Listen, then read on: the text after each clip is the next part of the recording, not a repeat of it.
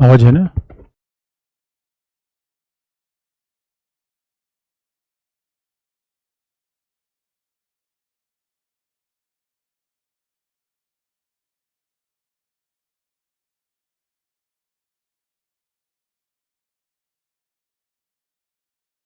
Eight minute. Good morning everyone. तो बच्चों, आज पहले जो कल मैंने लास्ट क्लास में मूल अधिकार बताया था, तो फंडामेंटल राइट के बारे में जो सवाल हो आप पूछ लो, उसके बाद फिर हम आगे बढ़ें। तो जो भी आपके सवाल हो धार्मिक अधिकार के बारे में, वो जरा पूछ लो, फिर मैं आपको आगे बढ़ता हूँ। तो पिछली क्लास में मैंने आर्टिकल 25 से 28 के बारे में बताया था धार्मिक अधिकार पे। तो जो सवाल हो, क्योंकि आपको याद होगा सेकुलरिज्म की बात तो मैंने प्रेम्बल बता दी थी,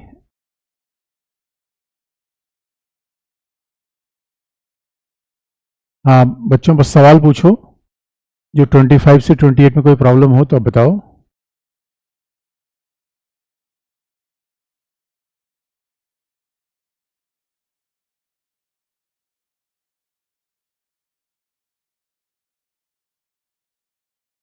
अब किसी बच्चे ने पूछा ऑफलाइन जल्दी चालू हो जाएगा बच्चों, अभी थोड़ा सा वो गवर्नमेंट कुछ सीलिंग ऑफ फायर का कुछ मामला है, वो सब हो रहे हैं, तो अब ऑनलाइन क्लास अब समझ लो कि मजबूरी में लेनी पड़ रही है हमें, तो जैसे होगा हम शुरू कर देंगे।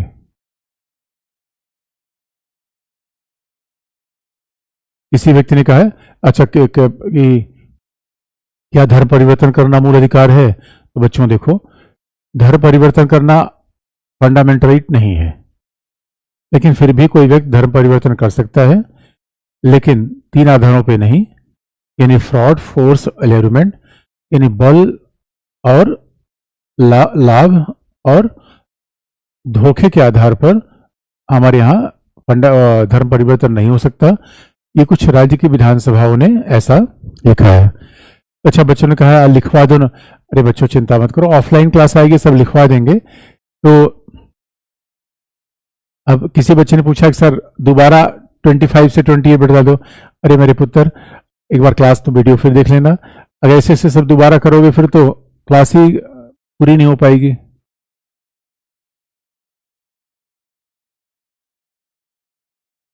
अच्छा, बच्चों ने पूछा भाई ऑफलाइन चल जाएगी, चिंता मत करो यार, ये फंडामेंटल राइट है, बहुत सिंपल सी बातें हैं, अब जल्दी ऑफलाइन क्लास चल जाएगी, सारा मैं लिखवा दूंगा, चिंता मत करो।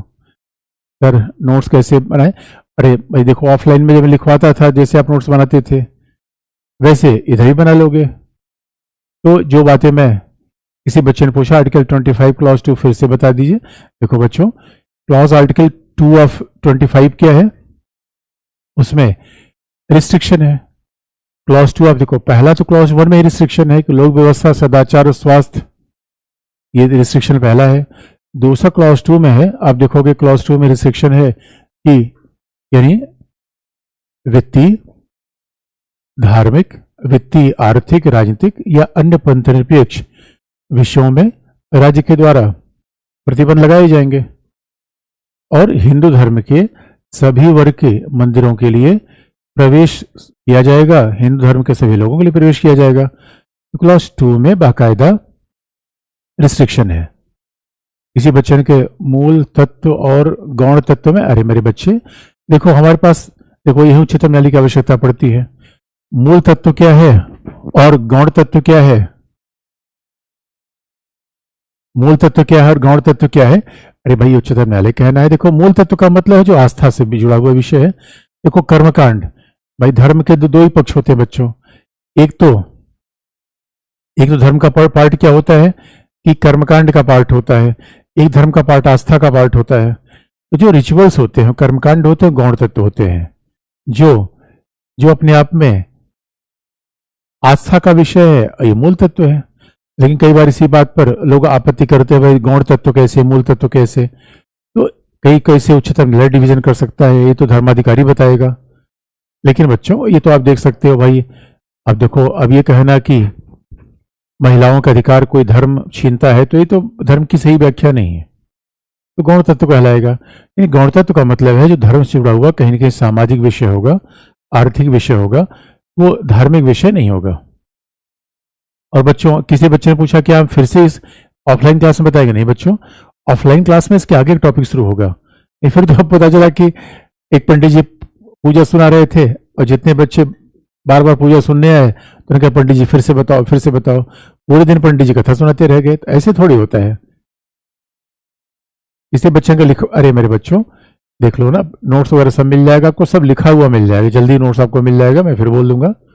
अच्छा कोई स्टडी मटेरियल नहीं मिला हुआ है तो हम इसको भी आपको बताकर दिलवा दिया जाएगा। तो ठीक है, अब लगता है अब अल्पसंख्यक अधिकार पर आ जाते हैं 29-30 पर। अगर अरे देखो मेरे बच्चे, इसने पूछा चीन का मामला क्या है। देखो हमारे यहाँ जानते हो दुनिया में 3 प्रकार के राज्य हैं। एक राज्य है धर्म विरोधी, दूसरे राज्य हैं जिनका धर्म है। एक तरफ है चाइना जहां सार्वजनिक रूप में कोई धार्मिक कार्यक्रम संभव नहीं है। दूसरी तरफ है ईरान जहां धार्मिक कार्यक्रम संभव है। तो स्वाभाविक रूप में तीसरी कंडीशन में क्या है, भारत जैसे देश, अमेरिका जैसे देश जहां धर्म और राज्य के बीच का अलगाव है, धर्म राज्य के बीच का अलगाव है। तो और किसी बच्चे ने आंसर कैसे सॉल्व करें, टॉपिक खत्म हो जाने दो, उसके बाद हमको बताएंगे बच्चों कि आंसर कैसे सॉल्व करो। और एक फंडामेंटल खत्म हो जाए तो फिर सारे क्वेश्चंस आपको मैं बता दूंगा।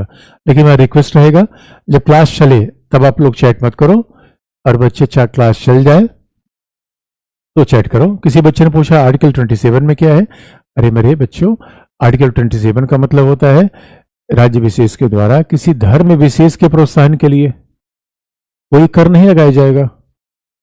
यही तो आर्टिकल 27 है। लेकिन आपको अगर मान लो बाढ़ आ गई, तूफान आ गया और कोई किसी विशेष समुदाय का मंदिर या मस्जिद गुरुद्वारा ध्वस्त हो गया, तो क्या अधिकारी उसको अगर बनाए तो ये भी अपने आप में विशेष संरक्षण, इसको नहीं माना जाएगा। तो राज्य के द्वारा धर्म विशेष के समुदाय के लिए कोई कर नहीं लगाया जाएगा। तो इसका मतलब मेरे बच्चों कर किसे लगाया जाएगा, सामाजिक आर्थिक विकास के लिए। किसी बच्चे ने पूछा सिविक के मजा नहीं आ रहा ऑनलाइन। अरे कोई बात नहीं बच्चों, जल्दी मजा आ जाएगा, बस 2-4 दिन की बात है, चिंता मत करो। इसे देखो, संदाय का मतलब होता है अप्रोप्रिएट। किसी बच्चे ने पूछा संदाय का मतलब, आर्टिकल 20 संदाय का मतलब प्रोसीड्स। संदाय का मतलब है कर का भाग, कर का भाग, उसी संदाय कहते हैं। किसी बच्चे ने पूछा चीन में धार्मिक जुलूस नहीं निकाल सकता। ना ना बच्चों, चीन में जुलूस ही निकालना मना है, धार्मिक जुलूस तो छोड़ दो। तो ठीक है, तो अब ठीक है मेरे बच्चों, मैं शुरू कर रहा हूं अब। अच्छा अब मैं शुरू करूं, तो अब मैं शुरू कर रहा हूं बच्चों, अल्पसंख्यकों का अधिकार। उसके बाद आप बाद में पूछ लेना। अच्छा किसी का धार्मिक आर्टिकल 19 में, अरे बच्चों आर्टिकल 19 में धार्मिक अधिकार इसलिए रखा गया, आर्टिकल 19 केवल नागरिकों को दिया गया है, धार्मिक अधिकार सभी के लिए है, धार्मिक अधिकार सभी के लिए है। तो अब उसके बाद फिर लास्ट में क्लास पूछ लेना। उसके बाद अब था, मेरी बात ध्यान सुन लो बच्चों, क्योंकि आपस में चैट करते रहोगे फिर बात गड़बड़ हो जाएगी।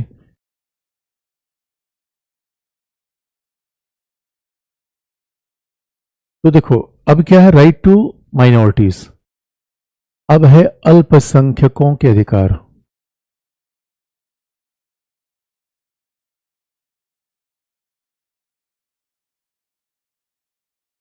राइट ऑफ माइनॉरिटीज, तो बच्चों ये बात है राइट फॉर माइनॉरिटीज।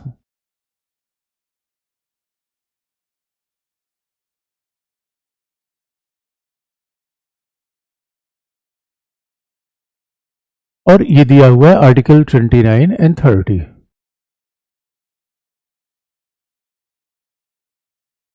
आर्टिकल 29-30 में राइट फॉर माइनॉरिटीज दिया है। एक सवाल है बच्चों, आर्टिकल 29-30 पढ़ने से पहले ये देखें अल्पसंख्यक कौन है, क्योंकि आर्टिकल 29-30 में अल्पसंख्यक कौन है बताया नहीं गया है। आप जानते हो, बहुत लॉजिकल याद है कर रखना, हमारे संविधान में कोई चीज परिभाषित नहीं है। अब संविधान तो सूत्र के रूप में लिखा गया है, कॉन्स्टिट्यूशन बिल्कुल फॉर्मूले के रूप में लिखा गया है, तो कॉन्स्टिट्यूशन में कोई चीज डिफाइन नहीं है। लेकिन सवाल ये होता है कि अल्पसंख्यक कौन है पहला, अल्पसंख्यक को अधिकार क्यों दिया जाए दूसरा। तो बच्चों देखो, आर्टिकल 29 में हमारे यहां 2 प्रकार के अल्पसंख्यक की बात है। आर्टिकल 30 में हमारे यहां 2 प्रकार के अल्पसंख्यक की बात है। आर्टिकल 29 में, आर्टिकल 29 में अल्पसंख्यक शब्द का प्रयोग नहीं है।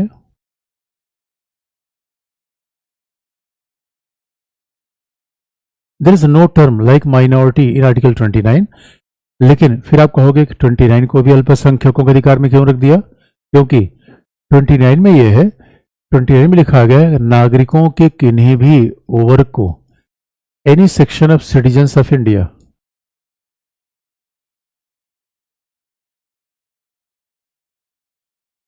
Any sections of citizens of India, नागरिकों के किन्हीं वर्गों को अपनी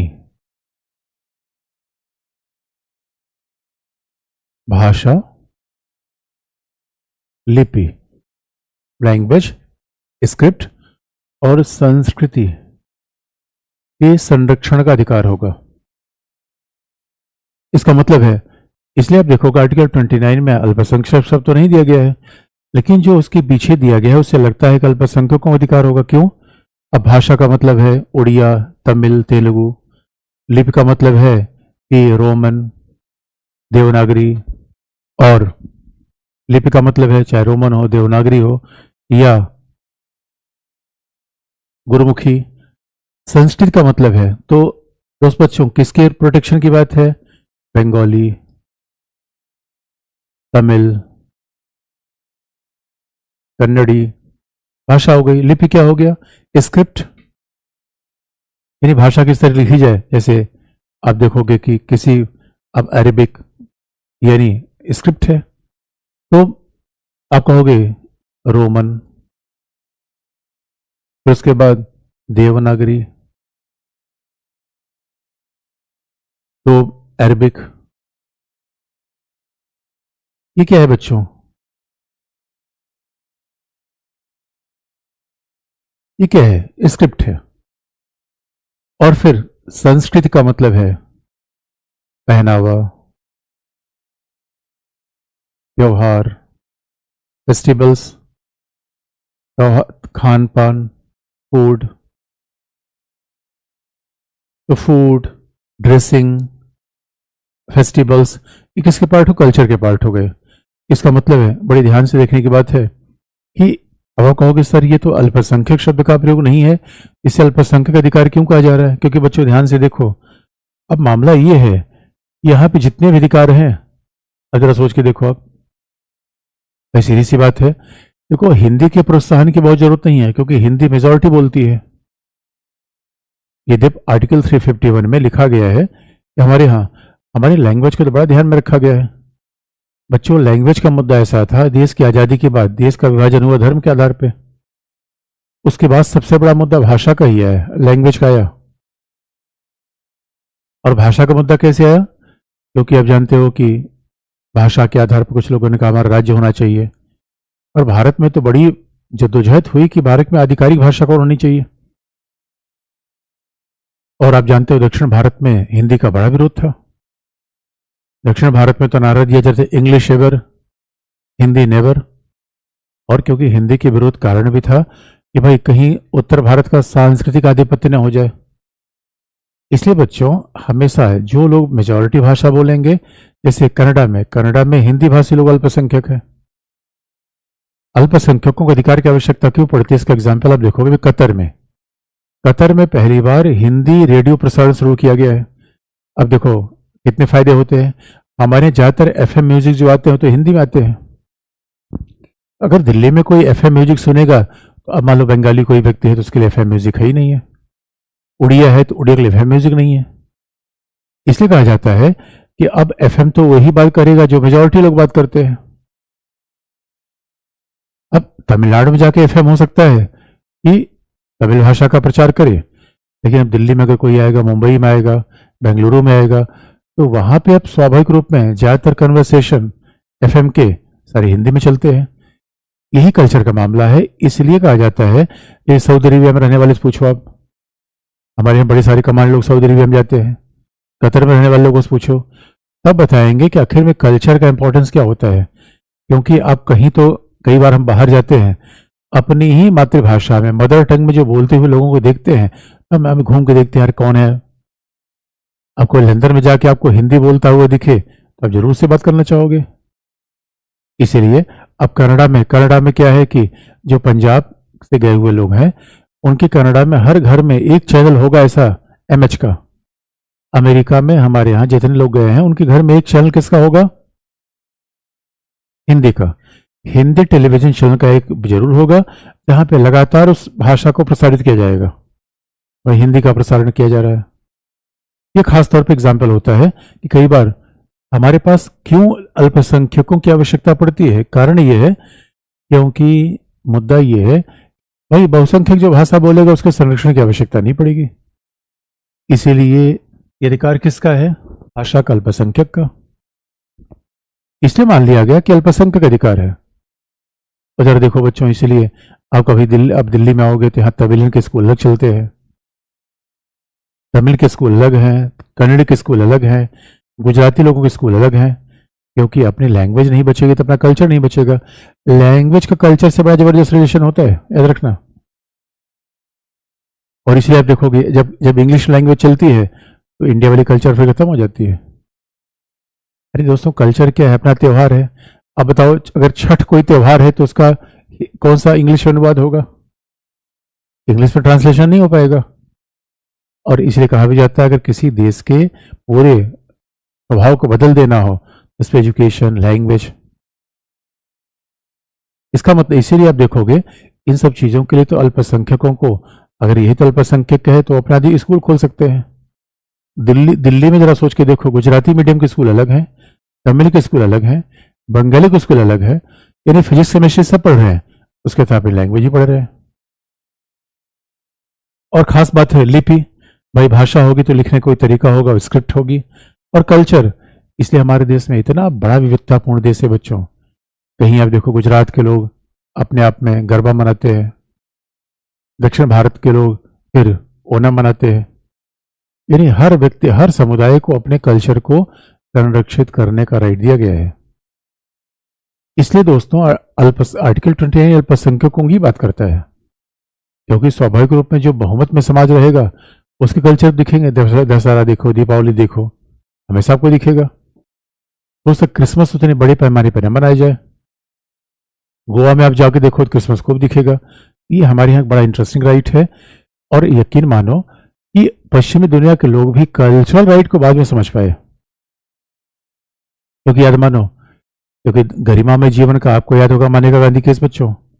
गरिमा में जीवन का मतलब है व्यक्ति को रोटी कपड़ा मकान के लिए काम नहीं करता। अरे जब अपने जरा सोच के देखो, कभी अमेरिका में जाने वाले लोगों से पूछो, कभी विदेशों में जाने वाले लोगों से पूछो कि अपने कल्चर ही नहीं बना पाते। वो बड़ा महसूस फील करते हैं, वो रूटलेस फील करते हैं, बहुत एलिएनेटेड फील करते हैं। इसलिए आप देखो लोग भाग भाग के फिर आते हैं। उनके यार क्या डॉलर कमाने थोड़े गए थे, अरे अपना त्यौहार भी तो होना चाहिए। और हमारे बच्चों, क्या देश है, हर तीसरे महीने कोई ना कोई फेस्टिवल आ जाता है। तो मानव इसमें अपनी पहचान तलाशता है। बिना कल्चर के मानव का जीवन संभव नहीं है। दूसरी बात, आर्टिकल 30 में अब देखो इतना इधर लिखा गया। आर्टिकल 29 क्लॉज 2 भी है, लेकिन अभी क्लॉज 2 पर हम बाद में आ जाएंगे। उसके बाद क्लॉज 2 आपको दिखा देंगे। उसके बाद क्या है, आर्टिकल 30 है। आर्टिकल 30 में बाकायदा माइनॉरिटी शब्द लिखा गया है, अल्पसंख्यक।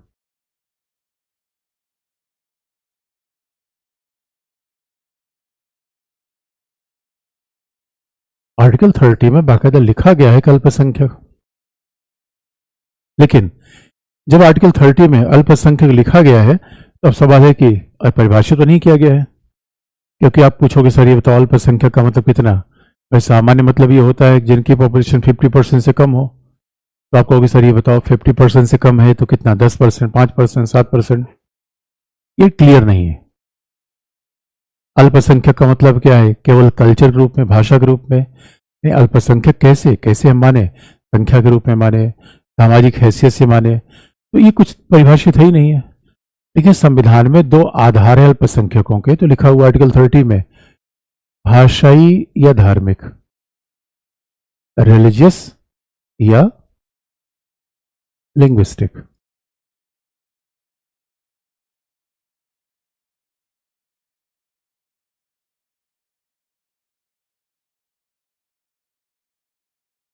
तो दो आधार दिए गए हैं।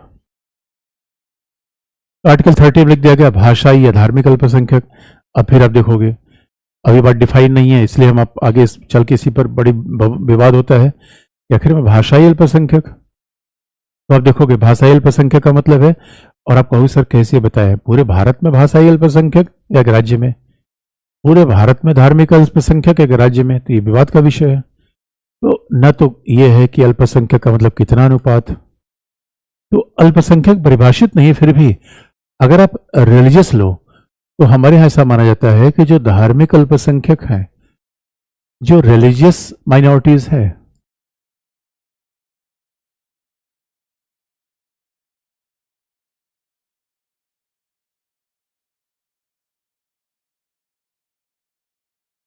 जो रिलीजियस माइनॉरिटी है उनका निर्धारण पूरे भारत के लिए किया जाता है।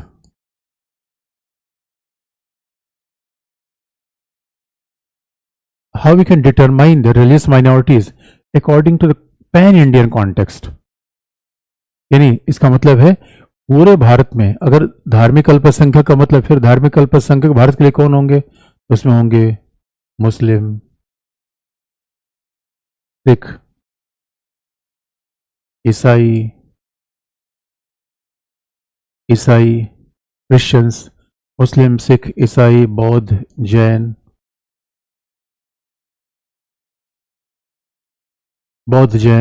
उसके बाद पारसी, ये हमारे अल्पसंख्यक होंगे। इसका मतलब होगा कि हिंदू कहीं भी अल्पसंख्यक नहीं होंगे। अब आप कहोगे सर कश्मीर में हिंदू अल्पसंख्यक है, और ये विवाद अभी न्यायालय में चलता भी रहता है। और देखो एक ही बेसिक से अगर आप बात पता है तो विवाद सारे पता चल जाएंगे। आप कहोगे सर नागालैंड में हिंदू अल्पसंख्यक है, लक्षद्वीप में हिंदू अल्पसंख्यक है, और सिख समुदाय के लोग बहुसंख्यक है पंजाब में। हाँ, बुद्धिज्म के लोग बहुसंख्यक कहीं नहीं है। हाँ, थोड़ा सा कुछ डिस्ट्रिक्ट में, लद्दाख में आप देखोगे तो वहां पे लेह और कारगिल 2 डिस्ट्रिक्ट है, तो लेह में बुद्धिस्ट लोग बहुसंख्यक है, लेकिन किसी प्रांत में बुद्धिस्ट, और सिक्किम में बहुसंख्या बुद्धिस्ट है, अरुणाचल में है, लेकिन किसी प्रांत में सही मायने में मेजॉरिटी में नहीं है। लेकिन सिख धर्म के लोग पंजाब में मेजॉरिटी में है। लेकिन सवाल है कि चूंकि अल्पसंख्यक का निर्धारण हम अखिल भारतीय रूप में कर रहे हैं, इसका मतलब है कि हिंदू हर जगह बहुमत में होगा और बाकी धर्मावलंबी अल्पमत में होंगे। आप कहोगे कि क्या फिर इसका निर्धारण थोड़ा बदल दिया जाए? इसका निर्धारण ऐसा करते हैं कि राज्य के आधार पर कर देते हैं। तो और आप कहोगे सर ये बताओ, अगर मान लो कि अल्पसंख्यक के दर्जा किसी को मिल ही गया, तो क्या कोई संख्या है? तो संख्या तो है नहीं, कितना %?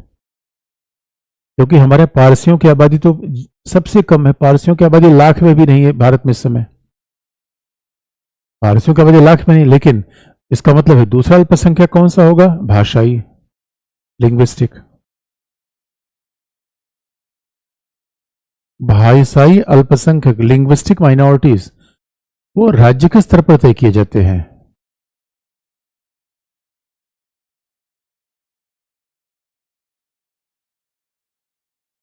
भाषाई अल्पसंख्यक कैसे तय किए जाते हैं? स्टेट लेवल पर, क्योंकि भारत में राज्यों का निर्माण भाषा के आधार पर हुआ। तो भाषाई अल्पसंख्यक राज्य के आधार पर, इसका मतलब है कि पंजाब में, अब स्वाभाविक रूप में पंजाब में हिंदी भाषी अल्पसंख्यक है, दिल्ली में गुजराती, तमिल, तेलुगु ये अल्पसंख्यक है, इसका मतलब है। और महाराष्ट्र में अल्पसंख्यक कौन है? कन्नड़ी। कर्नाटक में अल्पसंख्यक कौन है? मराठी। भाषाई अल्पसंख्यक। इसलिए बच्चों देखोगे हमारे यहाँ संविधान में भाषा के आर्टिकल 350A में लिखा गया है कि राज्य का दायित्व है कि भाई इस भाषाई अल्पसंख्यकों को उनकी मातृभाषा में शिक्षा दिलाएगा। ये आर्टिकल 350A है। दूसरी बात, उसके बाद आप देखोगे कि हमारे यहाँ ये भी 351 में कि हिंदी भाषा का प्रचार प्रसार किया जाए, आर्टिकल 351 में।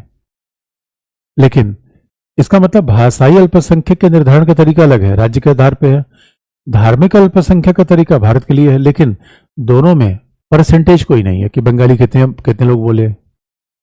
इसलिए पश्चिम बंगाल में बंगाली बहुसंख्यक है, वहां हिंदी अल्पसंख्यक है। तो ये 2 तरीके हैं अल्पसंख्यक के निर्धारण के। लेकिन सवाल ये होता है कि अल्पसंख्यक कौन है, और अभी आप देखोगे अल्पसंख्यक शैक्षणिक संस्था कौन है। ये तो अल्पसंख्यक की बात है। अल्पसंख्यक शैक्षणिक संस्था को हम बाद में तय करने का प्रयास करेंगे। और जरा देख लेंगे अल्पसंख्यक कौन है।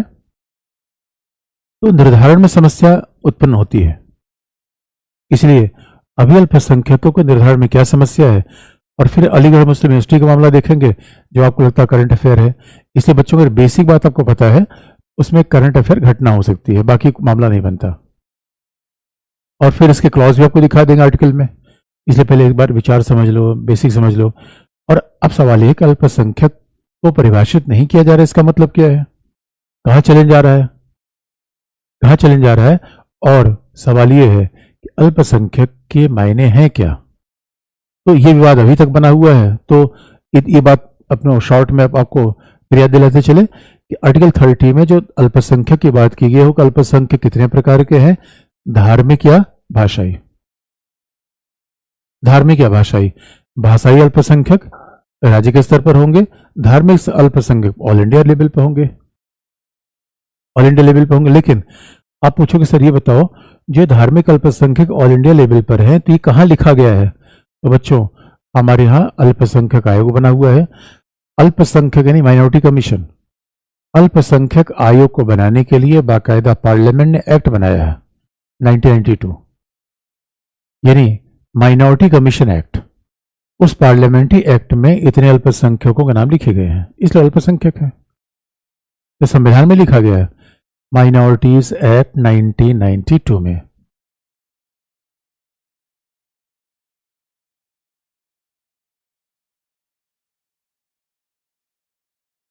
ये लिखा हुआ अल्पसंख्यक अधिनियम 1992 में, ये बात लिखी गई है। और भाषाई स्तर पर क्या है, राज्य के स्तर पर। अब दूसरा सवाल होता है, दूसरा सवाल ये है कि आखिर में विवाद क्या है, और अल्पसंख्यक शैक्षणिक संस्था क्या है, अल्पसंख्यक होने के फायदे क्या है, क्यों अधिकार दिया गया। तो आगे आप देखेंगे why there is a dispute over minorities.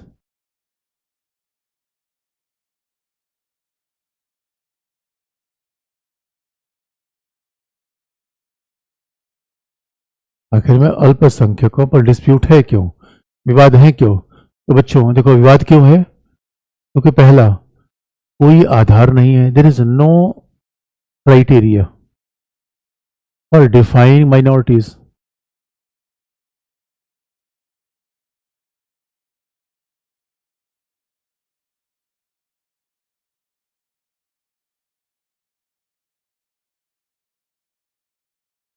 There is no criteria to define minorities.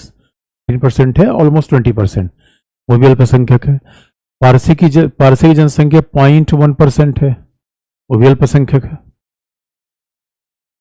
तो अब ये कैसे तय किया जाए, कोई तो क्राइटेरिया बनाई जाए। दूसरा होगा क्या आर्थिक स्थिति पर भी अल्पसंख्यक को परिभाषित किया जाए।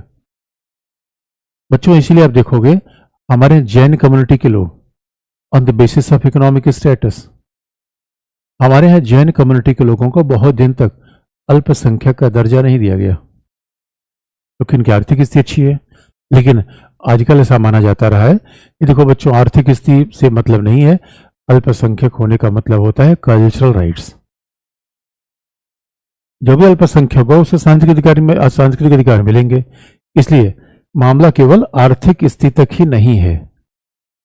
लेकिन अब सवाल है कोई आधार नहीं है, कोई आधार नहीं है। दूसरा डिस्प्यूट क्यों है, दूसरा डिस्प्यूट इसलिए है कि यदि अल्पसंख्यकों का निर्धारण यानी धार्मिक और भाषाई अल्पसंख्यक अलग अलग क्यों तय हो रहे हैं।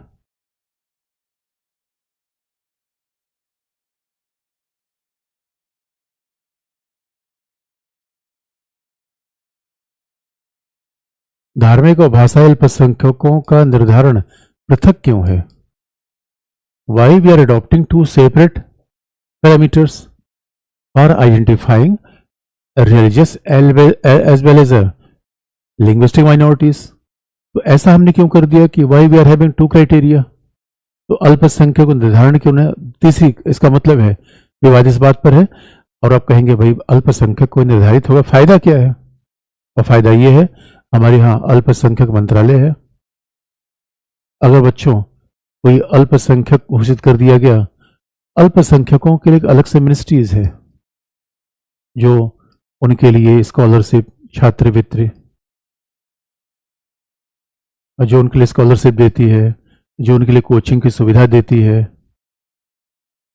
Even people belong to minority community are getting scholarship, facility of coaching, और उन्हें कई बार बैंक से लोन या ऋण सस्ते दर पे मिल जाते हैं। ये फायदे होते हैं। इसलिए और कई बार आइडेंटिटी, पहचान की बात होती है। तो दोस्तों, हर आदमी को भाषा, धर्म, कल्चर का बड़ा पहचान होता है। तो उन्होंने पहले कहा, हम केवल रोटी कपड़ा मकान की बात ही नहीं सोचते। हमें कई बार ऐसा लगता होगा कि रोटी कपड़ा मकान की बात ही मूल है, लेकिन मानव बड़ा व्यापक सोच रखता है। इसलिए अल्पसंख्यक मंत्रालयों पर यह मामला है। दूसरा विवाद क्यों है? भाई हमारे अल्पसंख्यक का मतलब क्या है? अरे भाई, नागरिक की बात की जाए, अल्पसंख्यक, बहुसंख्यक। और सवाल यह है कि अगर हमारे यहाँ, because constitution says that citizens are more important, तो भारत में नागरिक के अधिकार की बात होनी चाहिए।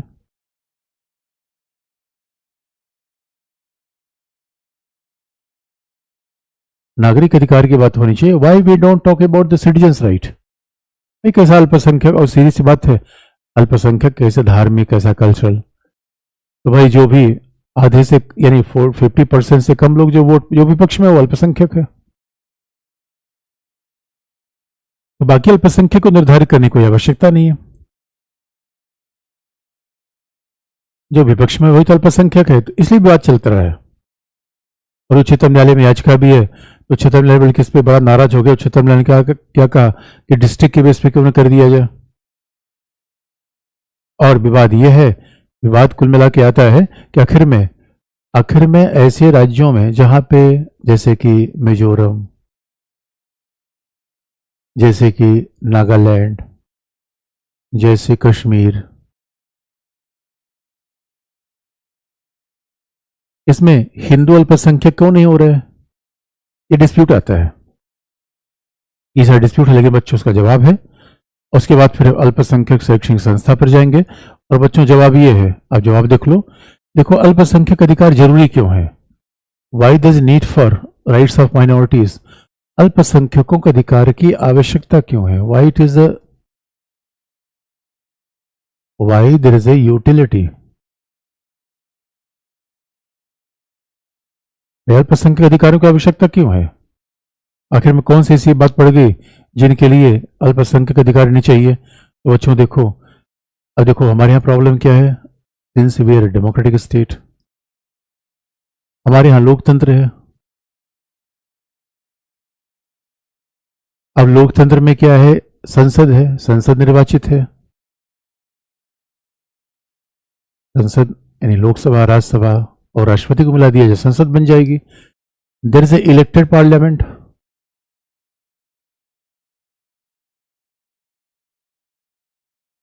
संसद निर्वाचित है, डेमोक्रेसी है। वाई वी नीड, आवश्यकता है क्यों आखिर में? अगर हमारे यहाँ आवश्यकता है क्यों? अल्पसंख्यक अधिकार कित क्यों? डेमोक्रेसी है पहला, पार्लियामेंट इज इलेक्टेड, संसद निर्वाचित है दूसरा, संसद निर्वाचित दूसरा। और आप जानते हो, अब अगर सवाल है और संसद में बहुमत लोग कौन है? द मेजॉरिटी रिप्रेजेंटेटिव, बहुमत सांसद भाई हिंदू धर्म से है। और ये स्वाभाविक रूप में हर जगह ऐसा होता है भाई, मेजॉरिटी में तो हिंदू धर्म के लोग हैं। और बच्चों, अगर अल्पसंख्यक अधिकार न मिला होता तो आप याद रखो, संसद कोई विधि बना देती, और संसद कोई विधि बना देती तो हो सकता है अल्पसंख्यक खिलाफ जाती वो। तो अब यहां प्रॉब्लम आ जाती थी। इसीलिए हमने अल्पसंख्यकों को विशेष अधिकार दिया, क्योंकि भाई पार्लियामेंट तो कानून बनाती है, रिप्रेजेंटेटिव बॉडी है। आज भी आप देखोगे पार्लियामेंट में अल्पसंख्यकों का रिप्रेजेंटेशन कम है। अरे बच्चों, इसलिए देखो, चुनाव में अल्पसंख्यक समुदाय के लोग नहीं जीत पाते। तो जब हल्ला मचाते हैं कि भाई नागालैंड या मिजोरम, कश्मीर, अरे पार्लियामेंट तो सबके लिए कानून बनाती है, और पार्लियामेंट में भाई हिंदू धर्म के लोग बहुमत में है। इसीलिए अगर ये संरक्षण संविधान निर्माताओं ने न दिया होता तो फिर तो संसद स्वाभाविक रूप में बहुमत धर्मावलंबियों के पक्ष में कानून बना सकती थी। संसद क्या करती? Even parliament is likely to support the people who are the following the majority religion. भाई हर जगह होता है। इसलिए हमारे संविधान निर्माताओं ने इस समस्या खत्म कर दी। और बच्चों, इसीलिए बात आई कि क्या अल्पसंख्यक अधिकार होने चाहिए? उत्तर है वो यस, होने चाहिए। अल्पसंख्यक अधिकार क्यों होने चाहिए? क्योंकि स्वाभाविक रूप में लोकतंत्र है, हर व्यक्ति का अपना राइट है। और क्योंकि आप देखोगे, एक व्यक्ति का राइट होता है जीवन का अधिकार। अभी ठीक है, जीवन का अधिकार मतलब कहीं रोजगार कर लिया, जीवन का अधिकार में तो रोजगार कर लिया। फिर है आने जाने का अधिकार, बोलने का अधिकार। अरे मेरे बच्चों, ये भी तो होगा कि ईद पे नमाज अदा करने जाए, तब तो ग्रुप राइट्स की बात आएगी। ये भी तो होगा, बिहू, पोंगल ये सब मनाए, बैसाखी मनाए। इसलिए हमारे यहाँ अल्पसंख्यकों को अधिकार दिए गए हैं। ये बहुत बड़ी बात है। इसलिए देखो, अल्पसंख्यक समुदाय को एक मनोवैज्ञानिक भय होता है, एक साइकोलॉजिकल थ्रेट होता है। सच साइकोलॉजिकल का मतलब है वो ऐसा मानते हैं, वैसा हो जरूरी नहीं है। जैसे अब छिपकली से डर जाना साइकोलॉजिकल है। अब छिपकली कोई टैंक थोड़ी रखी हुई है। कई लोग तो छिपकली से चूहे डर जाते हैं। अब चूहे के पास ऐसा थोड़ी कोई तमंचा है वो मार देगा किसी को। साइकोलॉजिकल का मतलब है कि what we think may not be right, हमें ऐसा लगता है। इसलिए माइनॉरिटीज को ऐसा लगता है कि भाई हमारा धर्म खत्म हो जाएगा, हमारी भाषा कौन बोलेगा। ठीक वो बात जो इंडियन गए हैं अमेरिका, उनसे पूछो। इसलिए हमारे संविधान निर्माता दोस्तों समय से आगे थे कि हमारे यहाँ एक ग्रुप राइट भी होता है, कल्चर का भी राइट होता है। मानव केवल रोटी कपड़ा मकान की बात नहीं सोचता। इसलिए आप देखोगे त्योहारों पर, अरे बच्चों, हम केवल इकोनॉमिक्स से चलने वाले प्राणी नहीं है। अगर हम इकोनॉमिक्स से केवल चलने वाले प्राणी होते तो त्योहार पर सारा इकोनॉमिक्स गड़बड़ा जाता है। अरे हम कल्चर प्राणी भी हैं।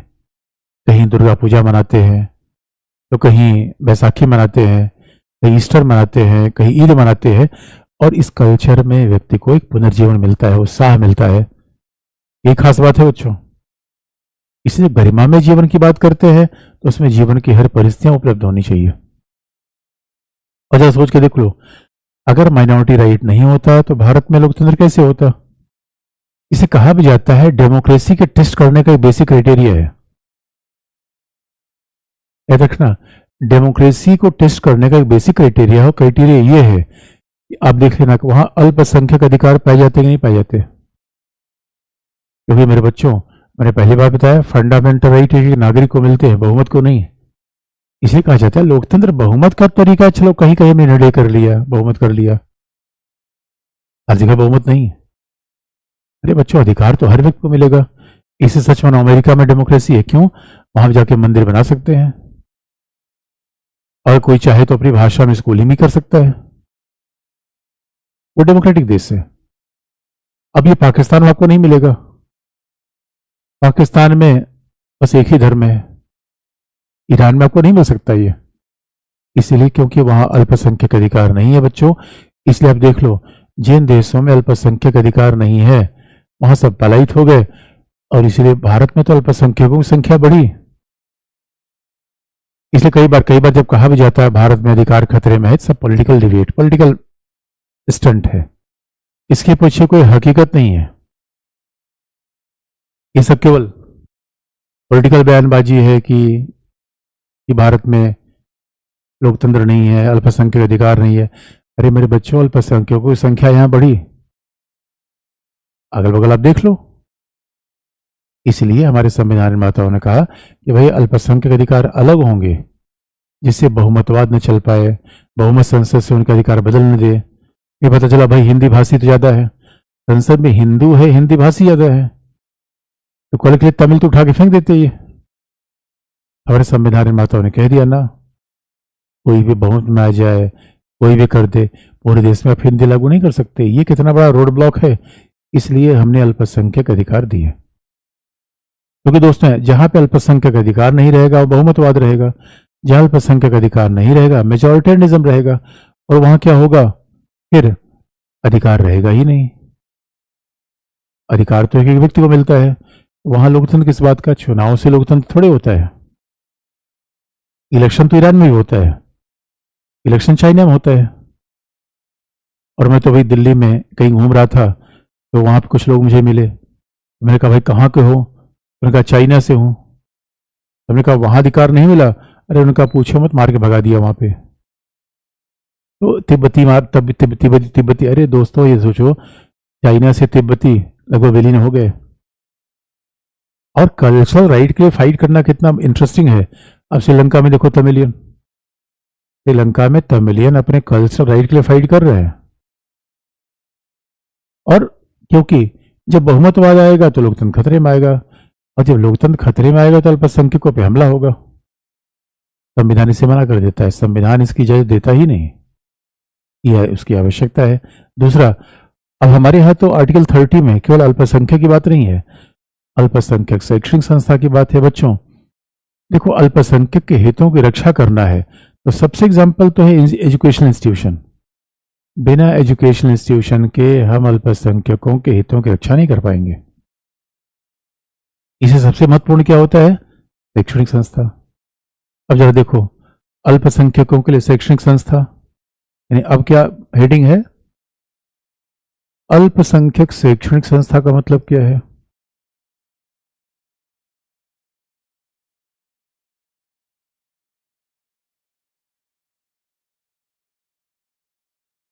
What is the meaning of minority educational institution?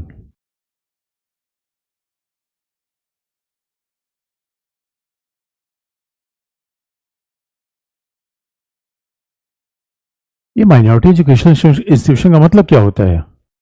इसके हिसाब से जो यहाँ पे लिखा गया है आर्टिकल 30 में, आर्टिकल 30 में तो ये बात नहीं बताई गई है कि परिभाषित तो है नहीं कि माइनॉरिटी क्या है। माइनॉरिटी बस तो दो प्रकार बता दिए गए, भाषा और धार्मिक। और इसका मतलब है भाषा और धार्मिक अलग अलग होने चाहिए, धार्मिक हो सकते हैं, भाषाई हो सकते हैं, दोनों का एक साथ होना जरूरी नहीं है। इसका मतलब ये नहीं धार्मिक भाषाई दोनों। अब अल्पसंख्यक शैक्षणिक संस्था क्या है? ये परिभाषा उच्चतम न्यायालय के द्वारा दिए गए PMA पाई फाउंडेशन वाद में।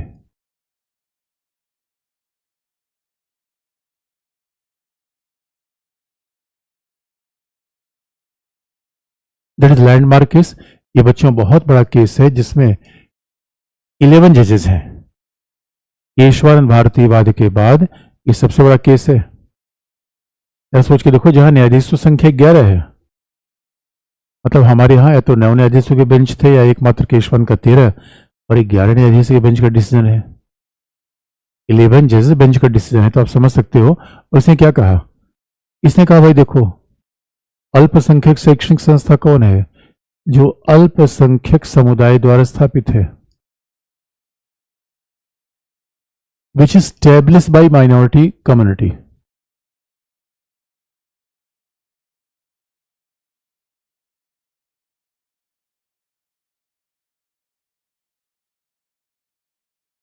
अल्पसंख्यक शैक्षणिक संस्था का मतलब है जो अल्पसंख्यक समुदाय द्वारा स्थापित है। बात ध्यान सुनने की है बच्चों, स्थापना होनी चाहिए। अब ये नहीं कि उसमें कौन लोग पढ़ रहे हैं, इस समुदाय के लोग उसे पढ़ रहे हैं जरूर नहीं है, बल्कि अल्पसंख्यक समुदाय द्वारा स्थापित संस्था होनी चाहिए। अगर मान लो किसी को इस अल्पसंख्यक तो भैया ईसाई, सिख, बौद्ध, जैन, मुस्लिम, अगर इन समुदाय के द्वारा कोई शैक्षणिक संस्था स्थापित है तो अल्पसंख्यक है। अब सवाल है, इसका मतलब है राज्य के द्वारा स्थापित है अल्पसंख्यक नहीं है, और हिंदुओं के द्वारा स्थापित है तो अल्पसंख्यक नहीं है। यह स्पष्ट बात है। आप कहोगे सर ये कौन सी बात है, क्या हिंदुओं के द्वारा शैक्षणिक संस्था बन सकती है कि नहीं? तो बच्चों अरे भाई हमारे पास आर्टिकल 19 क्लॉज 1 सब क्लॉज जी है, right to profession, occupation, trade, business. तो हमारे हिंदू धर्म के लोग भी अल्पसंख्यक शैक्षणिक संस्था शैक्षणिक संस्था बना सकते हैं, लेकिन आर्टिकल 30 हिंदुओं के लिए नहीं है क्योंकि हिंदू अल्पसंख्यक नहीं है। इसलिए आप देखोगे, और शैक्षणिक संस्था इसका मतलब है अल्पसंख्यक संस्था ग्रांट भी मिलती है। तो सवाल यह है कि अल्पसंख्यक समुदाय द्वारा स्थापित ये अल्पसंख्यक संस्था है। दूसरी बात है, इसका मतलब है अल्पसंख्यक शैक्षणिक संस्था अगर अल्पसंख्यक समुदाय के द्वारा स्थापित है तो जो छात्र पढ़ रहे हैं उससे मतलब नहीं है। अब हो सकता है कि संस्था बनाई हुई क्रिश्चियन के द्वारा और वहां ज्यादातर स्टूडेंट है हिंदू, इससे फर्क नहीं पड़ता, वो माइनॉरिटी इंस्टीट्यूशन कहलाएगी। स्थापना किसने किया है इंपॉर्टेंट है। इसका मतलब ये है संसद के द्वारा स्थापित संस्था माइनॉरिटी नहीं होगी। ये बात ध्यान सुनने की है। अगर किसी इंस्टीट्यूशन को पार्लियामेंट ने बनाया तो वो माइनॉरिटी इंस्टीट्यूशन में नहीं आएगा। स्थापित किसके द्वारा होना चाहिए? अल्पसंख्यक के द्वारा। दूसरा, आप कहोगे सर कि बताओ कौन सी शैक्षणिक संस्था है इंजीनियरिंग की या केवल दर्शन और साहित्य की पढ़ाई की, यानी इंजीनियरिंग, फिलॉसफी, लिटरेचर, इंजीनियरिंग, दर्शन, साहित्य या गणित और मैकेनिकल इंजीनियरिंग की पढ़ाई के लिए भी याद रखना अल्पसंख्यक शैक्षणिक संस्था सबकी पढ़ाई के लिए काम करेगी। ये नहीं इसका मतलब वो मेडिकल कॉलेज की संस्था हो सकती है, इंजीनियरिंग की, फिलॉसफी की, लिटरेचर की, सबकी। दूसरी बात होगी, अब सवाल है कि अगर कोई शैक्षणिक संस्था है तो बच्चों भाई देखो सबसे बड़ा काम तो राज्य का ही पढ़ाना। अब राज्य के नाम पर कोई अल्पसंख्यक समुदाय पढ़ा रहा है और अल्पसंख्यक मान लो कि देखो अल्पसंख्यक शैक्षणिक संस्था अगर शैक्षणिक संस्था खोलेगा तो भाई उनकी भाषा, लिपि, संस्कृति की रक्षा भी हो जाएगी। इसे पहली बात को जोड़ के देखो, क्योंकि आर्टिकल 30 में लिखा गया है अल्पसंख्यक समुदाय के लोगों को अपनी रुचि की, भाई यानी choice of his own interest, अपनी रुचि की शैक्षणिक संस्थाओं की स्थापना और प्रबंध का अधिकार होगा।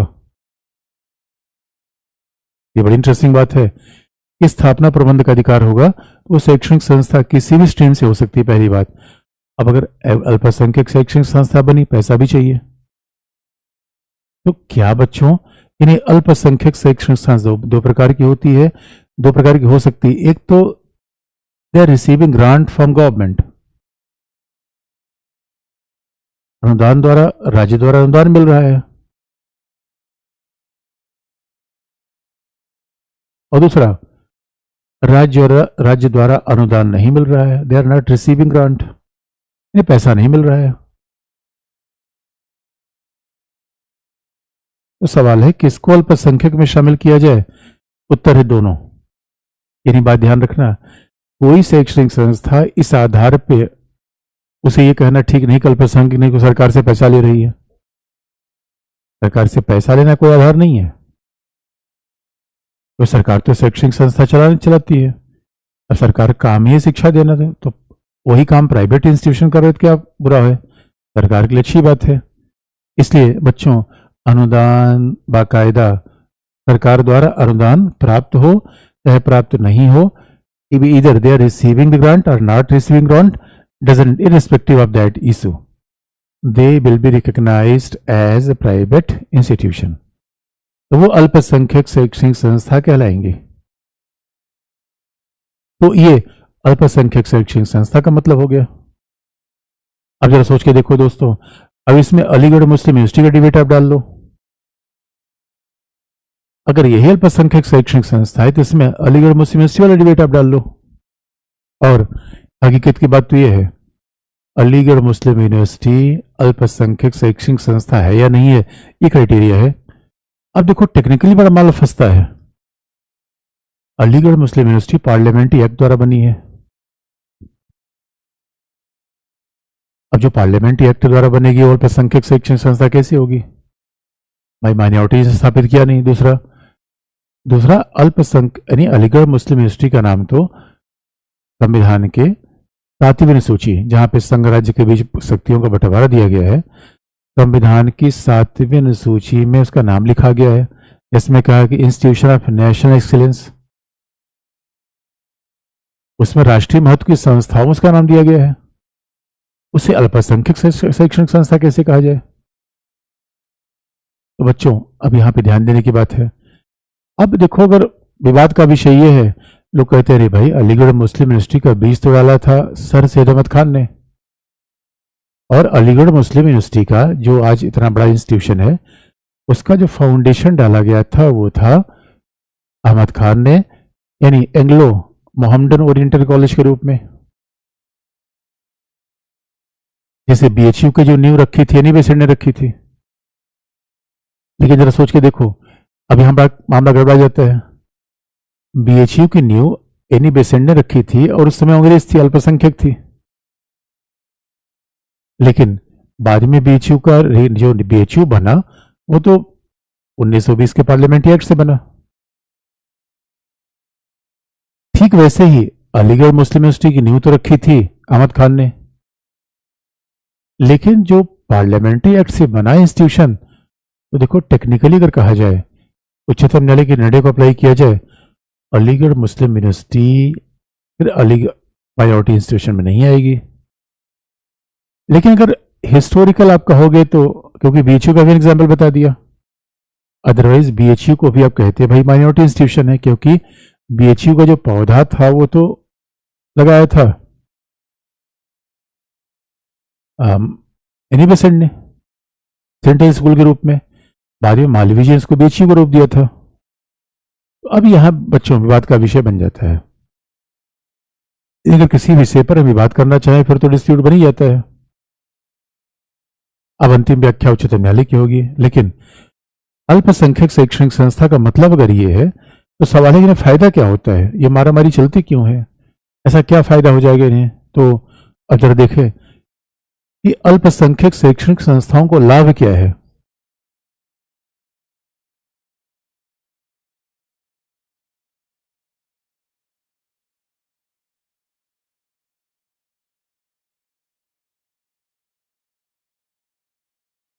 What is advantage, what is a profit. अल्पसंख्यक शैक्षणिक संस्थाओं को फायदा मिलता क्या है, आखिर में कौन सा इन्हें फायदा मिलेगा, हम कैसे समझ लें कि ये फायदा मिलेगा नहीं मिलेगा। तो बच्चों, अल्पसंख्यक शैक्षणिक संस्थाओं को फायदा क्या मिलता है, पहला कि उन्हें अपने प्रबंध का अधिकार होता है।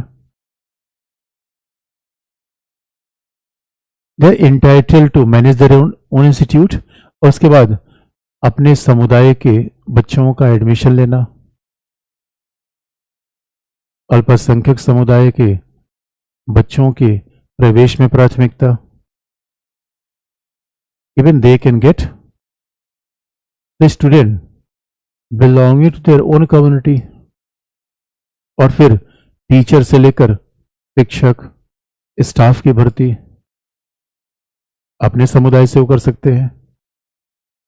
इसका मतलब है अल्पसंख्यक, इसका मतलब है कि जो ओबीसी या बाकी लोगों का जो रिजर्वेशन होता है that is not applied in minority institution. आपको बात याद होगी आर्टिकल 15 में, आर्टिकल 15 में मैंने आपको बताया था, यानी शैक्षणिक संस्थाओं में जो रिजर्वेशन होता है वो अल्पसंख्यक शैक्षणिक संस्थाओं में आरक्षण लागू नहीं होता, क्योंकि अल्पसंख्यक शैक्षणिक संस्थाओं में अल्पसंख्यकों का ही आरक्षण है। रिजर्वेशन इज नॉट अप्लाइड, आरक्षण लागू नहीं होता। Reservation is not applied for the people belong to minority institution, क्योंकि यहां अपने शैक्षणिक संस्थाओं के आरक्षण होते हैं। ये बात बड़े ध्यान में रखने की है, इसलिए कहा जाता है कि अल्पसंख्यक शैक्षणिक संस्थाओं को यह स्वायत्ता मिलती है कि फीस तय करते, फीस वो अपने हिसाब से फीस भी तय कर सकते हैं। दे कैन डिटरमाइन देयर फी।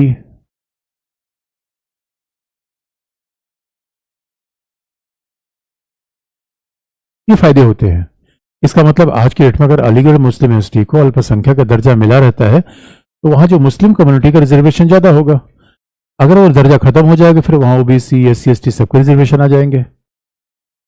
तो अगर इस आधार पर देखा जाए, देखो दोस्तों, आज भी मुस्लिम कम्युनिटी में पिछड़ापन बहुत ज्यादा है, और कोई एक ऐसा इंस्टीट्यूट है जो कि उसको कैटर कर रहा है। अभी भी आप देखोगे सच्चर कमेटी की बाकायदा रिपोर्ट है कि the representation of Muslim in higher education is very negligible. भाई भारत की उच्च संस्थाओं मुस्लिम का रिप्रेजेंटेशन बहुत कम है, और ऐसा क्योंकि बच्चों जब तक हम पूरे देश को पढ़ाएंगे नहीं, आगे नहीं बढ़ाएंगे, अरे पढ़ेगा नहीं भारत तो बढ़ेगा कैसे आगे भारत दोस्तों। इसलिए एजुकेशन तो रेवोल्यूशन है। जब तक आप समाज को, एजुकेशन इज अ इंस्ट्रूमेंट, हम समाज को कैसे एम्पावर कर सकते हैं, उसी को हम आगे बढ़ा के देखेंगे। इसलिए सच मानो, अगर ऐसी संस्थाओं को, भाई ठीक है और बाकी संस्था बना दो आप, तो अब कुछ लोग जो अब इसके कुछ लोग क्रिटिसाइज करते हैं, वो क्या कहेंगे, नहीं। अब इसलिए कई बार ऐसा लगता है कि मामला बड़ा पॉलिटिकल है, क्योंकि आप याद रखो, और कई बार ऐसा होता है कि जिन शैक्षणिक संस्थाओं में सत्ताधारी दल का विरोध किया जाता है, कई बार उन शैक्षणिक संस्थाओं के पीछे सत्ताधारी दल भी पड़ता है। और अब देखो दोस्तों, हमारे यहाँ बड़ा विडंबना ये हो गई कि शैक्षणिक संस्थाओं का पॉलिटिकल यूज हो गया, उसका सबसे ज्यादा घाटा छात्रों को हुआ। मेरे भी गरीब बच्चा आया हुआ है, पढ़ने आया हुआ है, उसका अरे पहले अपना कंडीशन ठीक हो तब तो पार्टी और विचारधारा में जाएंगे। अपने पास अठन्नी नहीं है, पार्टी विचारधारा लेके दौड़ रहे हैं, बात नहीं बनेगी। इसे इतने फायदे होते हैं। और ये आप कहोगे सर कैसे पता चला आपको? ये बात कही टीएमए पाई फाउंडेशन वाद ने, तो फिर वही केस है। तो टीएमए पाई फाउंडेशन वाद ने बात कही, इसलिए बच्चों उन्होंने कहा कि अल्पसंख्यक शैक्षणिक संस्थाओं को पूर्ण ऑटोनॉमी दी जाएगी। लेकिन तो आपको क्या राज्य का कंट्रोल नहीं होगा? तो होगा बच्चों, हमारे यहाँ कोई एब्सोल्यूट राइट तो होता ही नहीं। तो अल्पसंख्यक शैक्षणिक संस्थाओं में राज्य का नियंत्रण कैसे होगा? स्टेट कंट्रोल होगा। और राज्य का नियंत्रण कैसे होगा? जरा देखो कैसे, क्योंकि एकेडमिक सेशन का निर्धारण, अकादमिक सत्र,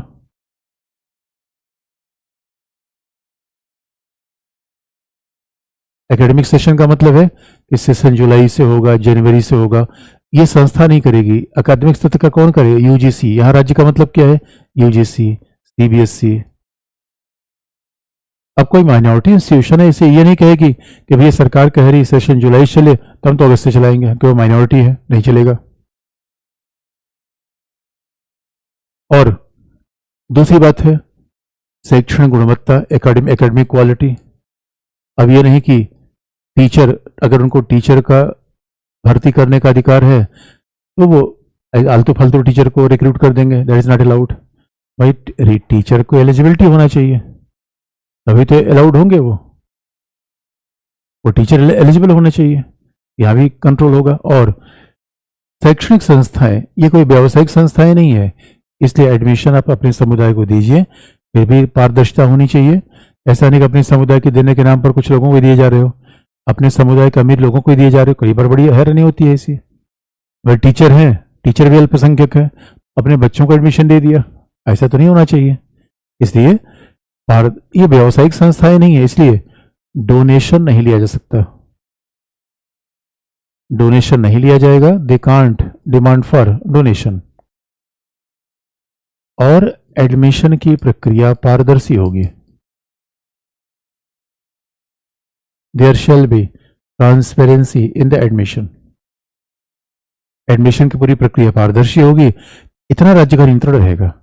इसका मतलब है कि अल्पसंख्यक शैक्षणिक संस्थाओं पर भी ऐसे का एब्सोल्यूट कंट्रोल रहेगा बच्चों, राज्य कंट्रोल रहेगा। इसलिए आप देखोगे, और हमारे इसी का परिणाम में जरा सोच के देखो, हमारे यहाँ अल्पसंख्यकों को राइट है। अब आप कहोगे अलीगढ़ मुस्लिम यूनिवर्सिटी की बात, तो अधिकार भी है उन्हें, राज्य कंट्रोल भी रहेगा, इसलिए बीच बीच का रास्ता राज्य का निकलता है।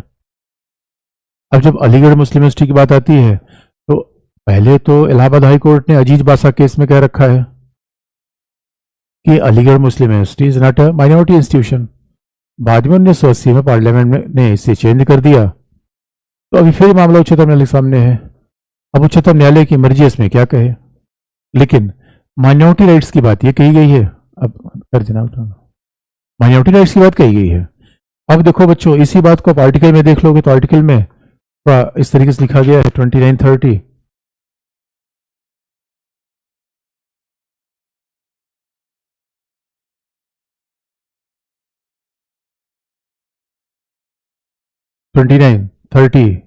अब देखोगे ये बात है 29। इसका मतलब 29 में कई बात कही है। और नीचे वाली बात क्यों लिखी गई है? क्योंकि भाई आप याद रखो, अपनी संस्कृति का संरक्षण करोगे, लेकिन किसी भी राज्य द्वारा, जो राज्य द्वारा पोषित है, या उसमें इन आधारों पर भेदभाव, जाति भाषा आधार पर भेदभाव नहीं होगा। इसका मतलब है अल्पसंख्यक के हितों की रक्षा होगी, बाकी लोगों के साथ भेदभाव नहीं होगा। और जब आर्टिकल 30 की बात करते हैं, अब देखोगे लास्ट में यहाँ लिख दिया गया है कि राज्य शैक्षिक संस्थाओं को सहायता प्रदान करने में किसी शैक्षणिक संस्था भेदभाव नहीं करेगा, चाहे वो अल्पसंख्यक हो चाहे किसी की हो। ये बात मैंने बताई दी आपको।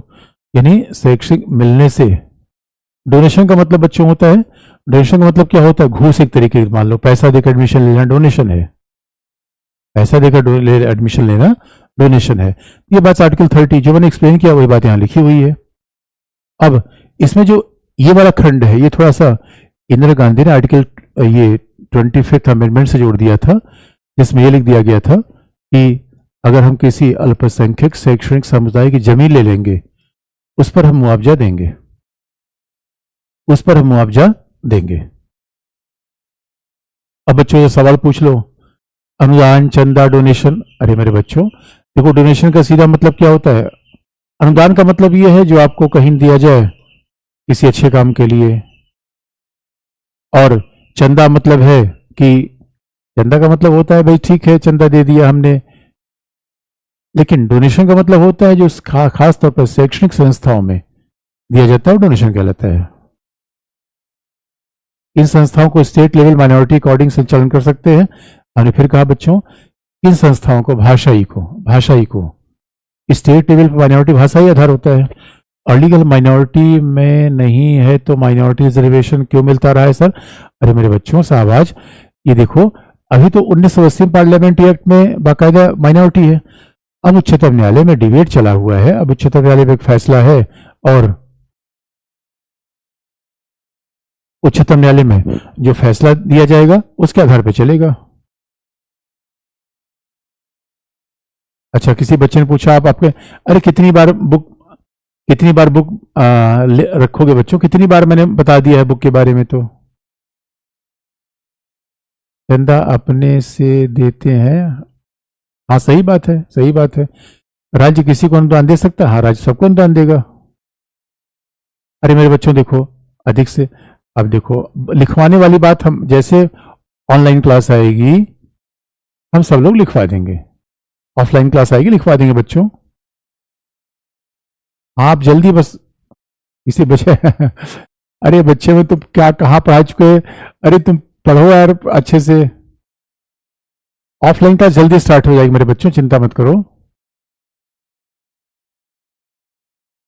अच्छा, जब ऑप्शनल क्लास स्टार्ट होगी आपको बता दिया जाएगा, चिंता मत करो, चिंता मत करो। अच्छा, ऑन क्लास सर अल्पसंख्यक कौन है? अरे जो संख्या में कम है वही अल्पसंख्यक है। अच्छा, किसी बच्चे ने पूछा क्लास, अरे मेरे बच्चों नोट्स बन जाएगा, चिंता साहब नोट्स आपको मिल जाएगा, सुन तो लो बस खाली अच्छे से। और देखो मजबूरी में ऑनलाइन क्लास चला रहे, ऑफलाइन चली रही थी, बस आपका समय खराब ना हो इसलिए देखो संस्थान ने ऐसा किया। नहीं आप क्लास बंद होती तो भी आपके लिए ठीक नहीं है, समय लगता। तो ये बड़ी बेसिक बातें हैं, ऐसा कुछ है नहीं जो समझ में ना आए।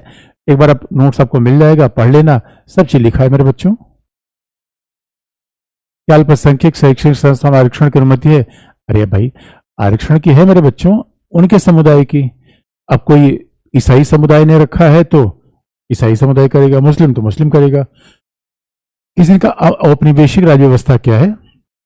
अरे मेरे बच्चों मतलब कॉलोनियल पॉलिटी, मतलब अंग्रेजों के जमाने के जो सिस्टम है, अंग्रेजों के जमाने के प्रावधान है उसको स्वीकार करना, यह औपनिवेशिक व्यवस्था।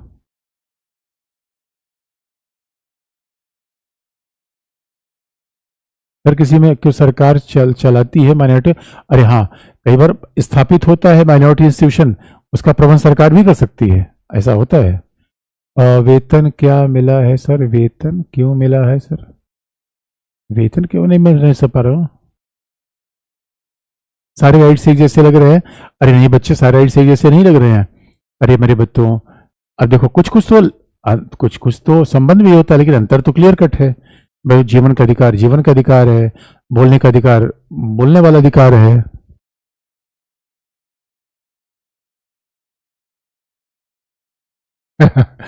अरे बच्चों ऑनलाइन क्लास में उदासी वाली बात नहीं।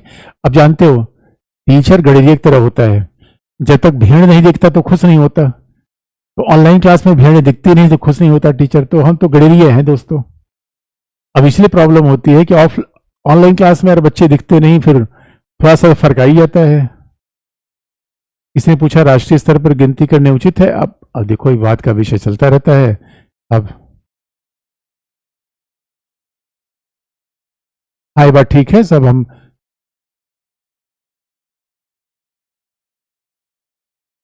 अरे क्लॉज 2 ऑफ आर्टिकल 29 बस ये है बच्चों।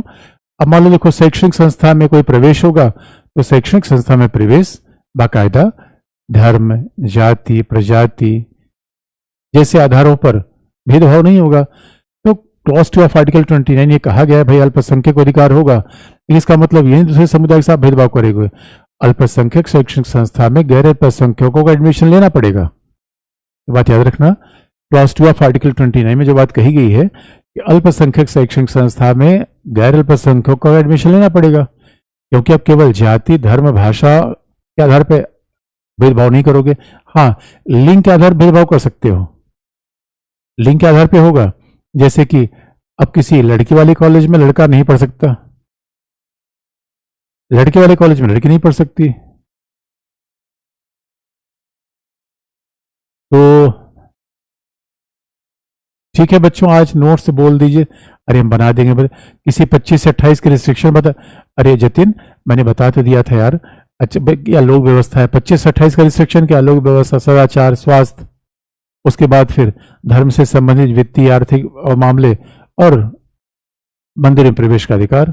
इसी बच्चों न्यूज़पेपर। अरे मेरे बच्चों, न्यूज़पेपर नहीं, पहले आप पढ़ना सीखो, एनसीईआरटी बुक पढ़ो, बेसिक बात पढ़ो, नहीं तो न्यूज़पेपर में उसको कनेक्ट नहीं कर पाओगे, न्यूज़पेपर से कनेक्ट नहीं कर पाओगे। बच्चों टीएमए पाई फाउंडेशनवाद बच्चे ने पूछा है। अरे मेरे जो टीएमए पाई फाउंडेशनवाद क्या है? इस सिक्किम जो मणिपाल यूनिवर्सिटी का पूरा एसोसिएशन है, उसी इंस्टीट्यूट ने बाकायदा ये जो फाउंडेशन दायर किया था अपने अधिकार के लिए, वो टीएमए पाई फाउंडेशनवाद कहलाया। किसी बच्चे ने पूछा माइनॉरिटी इंस्टीट्यूट में। अरे बच्चों, माइनॉरिटी इंस्टीट्यूट का मतलब ये है ऐसा इंस्टीट्यूट जो अल्पसंख्यक के द्वारा स्थापित हो। मैनेजमेंट वादा करके तो देती है कि आकर काल में बोल देती है कि 1 वीक में मिल जाएगा ना। अरे एकदम मिल जाएगा, चिंता मत करो बच्चों, तो सब आ जाएगा, सब आ जाएगा बच्चों, सबको बता दिया जाएगा। ठीक। मूल अधिकार और प्रस्तावना में टकराव हो तो इसे अब मूल अधिकार को माना जाएगा बच्चों, मूल अधिकार, क्योंकि वाद योग्य है। इंग्लिश कैसे सीखे? अरे मेरे बच्चों, इंग्लिश का सीख, न्यूज़पेपर पढ़ के वगैरह का सीख लेना इंग्लिश।